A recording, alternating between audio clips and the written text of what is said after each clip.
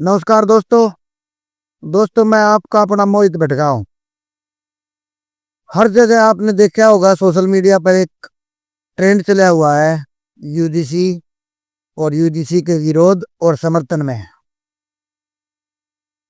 इसके विरोध और समर्थन से पहले हमें ये जानने की जरूरत है कि यूजीसी है क्या।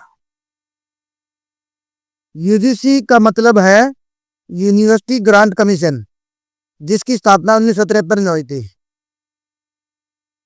उस समय से लेकर आज तक ये शिक्षा प्रणालियों के बीच, सरकारों और संस्थाओं के बीच अपनी अहम भूमिका निभाते आ रहा है, एक मीडिएटर का रोल अदा करते आ रहा है। ये एक आयोग है।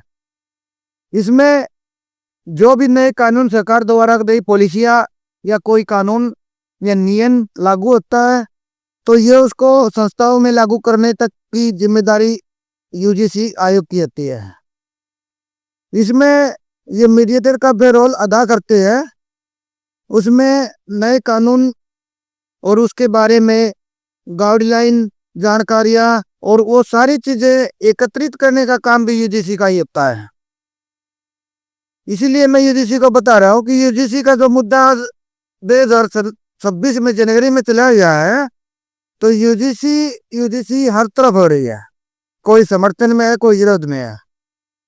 इसके समर्थन और विरोध में जाने से पहले हमें यह समझना होगा यूजीसी है क्या, और इसके विषय में जो ये कानून आया है एक्ट 2026, ये कैसे कार्य करेगा और कैसे इसके नुकसान और फायदे होंगे, ये अध्ययन करने की जरूरत है।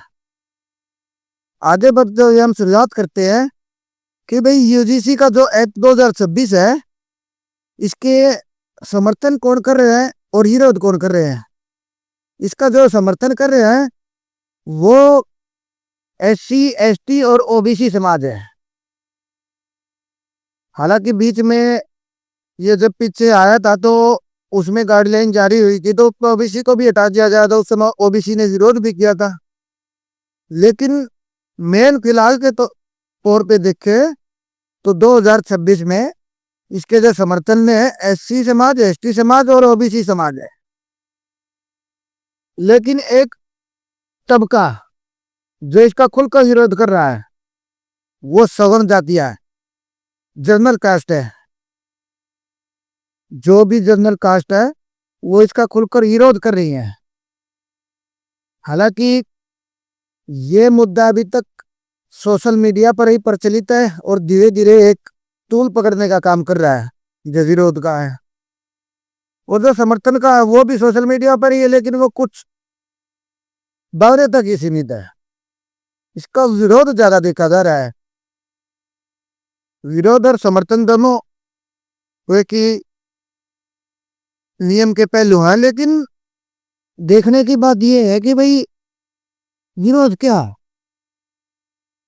जो एक्ट 2026 है इसमें यूजीसी ने 15 जनवरी से अपने सारे नियम सभी संस्थाओं में, कॉलेज, यूनिवर्सिटियों में लागू कर दिए हैं। और जैसे ही यह नियम लागू हुआ है तो कैंपसों में छात्रों के बीच डर, तनाव का माहौल है कि जिस प्रकार से हमारे देश में एससी, एसटी के झूठे मुकदमों की बात अदालतें कह चुकी है बार बार, तो उसी कड़ी में क्या ये कानून साबित नहीं होगा। उसी दिशा में छात्रों को भी विभाजन करके सरकार अलग दो भार करने की कोशिश नहीं कर रही। इसमें सोचने की बात यह है कि एक तरफ तो इक्विटी का नाम लिया जा रहा है, दूसरी तरफ पीड़ित कौन होगा और आरोपी कौन होगा ये कानून में ही तय कर दिया गया है। तो ये सोचने की बात है। Promotion of equity in higher education act 2026 जो ये आया है नियम, नया कानून, तो इसमें जो सवर्ण जातियों के छात्र हैं वो आरोप लगा रहे हैं कोई जनरल कैटेगरी का छात्र भेदभाव का शिकार होता है तो यह नियम इसको कोई सुरक्षा प्रदान नहीं करता। वही बराबरी की बात करते हुए नियम ने खुद बराबरी से इनकार कर दिया है। एक तरफ तो कह रहे हैं कि भाई बराबरी के लिए कानून लेके आए हैं, दूसरी तरफ एक वर्ग को पहले ही आरोपी बना दिया गया है। उसके अलावा जो झूठी और दुर्भाग्यपूर्ण शिकायतें हैं उनमें से भी प्रावधान हटा दिया गया कि जो झूठी मुकदमे या झूठे आरोप लगाएगा तो उसके खिलाफ ना तो कोई जुर्माना, ना कोई सजा और ना कोई जुर्माना। और छात्र आरोप लगा रहे हैं इस विषय पे कि भाई ये तो एक तरफा एक कड़ी को देखते हुए कानून लाया गया है और इसमें जुर्माने और सजा को जानबूझकर हटाया गया है।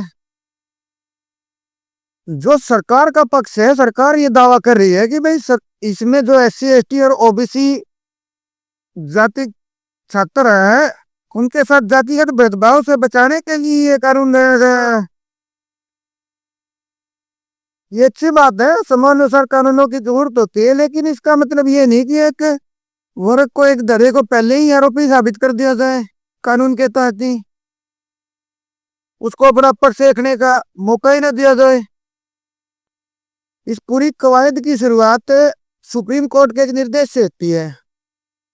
जो रोहित और पायल आत्महत्या का मामला था उसके बाद ये निर्देश जारी होता है और उस दौरान ये कहा जाता है कि भाई शिक्षण संस्थाओं में जातीय अनुसार अलग अलग जातियों के साथ भेदभाव किया जाता है। इस कारण बच्चों ने मजबूर होकर के आत्महत्या की है। तो सुप्रीम कोर्ट UGC को एक निर्देश जारी करता है कि भाई जो 2012 के गाइडलाइन है उसमें बदलाव किया जाए और बदलाव करके बराबरी का अवसर प्रदान किया जाए। तो इसमें UGC 2012 के कानून में बदलाव करने के लिए गाइडलाइन तैयार करती है और उसमें SC और ST को तो जोड़ लिया जाता है लेकिन OBC को निकाल दिया जाता है और वो अपनी फाइल को पेश करती है। तो वहां OBC का निकलने के बाद OBC जो छात्र, तो OBC जो तबका था वो विरोध करता है। उस विरोध के कारण ये मामला महिला बाल और शिक्षा समिति के पास जाता है और जिसके चेयरमैन कांग्रेस नेता दिग्विजय सिंह थे। तो वो सिद्धि करके ये कोशिश करते हैं और UGC को सिफारिश करते हैं कि भाई इसमें SC ST के साथ साथ OBC को भी जोड़ा जाए और UGC इनकी बात को मान भी लेता है और उनकी बात को मानने के बाद ये गाइडलाइन जारी कर दी जाती है और ये नोटिफाई हो जाती है और 15 जनवरी को लागू हो जाती है। ये सारा प्रकरण था। अब इसमें जो छात्रों द्वारा बोली जा रही बात है, नियम के जो अनुसार बातें बोली जा रही है, जो गाइडलाइन बता रही है, जो नोटिफिकेशन जारी हुआ है, उसमें क्या है कि जो भी संस्था है उसको एक कमेटी बनानी पड़ेगी, इक्विटी कमेटी।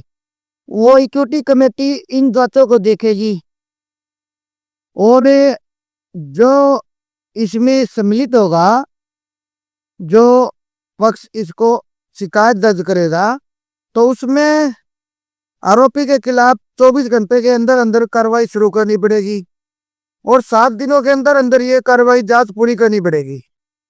इसके बाद यदि ये ऐसा नहीं हो पाता है तो सरकार और आयोग द्वारा उस संस्था की फंडिंग को भी रोक लिया जाएगा। फंडिंग के साथ साथ उसकी डिग्री देने का अधिकार भी छीन लिया जाएगा और हो सके ऐसा साबित ना हो पाए, वो पालना नहीं कर पाए कानून की, तो उस संस्था का मान्यता विरुद्ध की जा सकती है। ये कानून है और इस कानून में यही कारण है कि 70 से सुधार का नहीं, वर्ग के साथ दुर्व्यवहार का कानून बता रहा। खैर, इन नियमों के बारे में आप लोगों का क्या विचार है, आप लोगों की क्या राय है, वो कृपया करके कमेंट में डालें और बताएं कि आप इसके समर्थन में हैं या आपके इसके विरोध में। जय हिंद, जय भारत।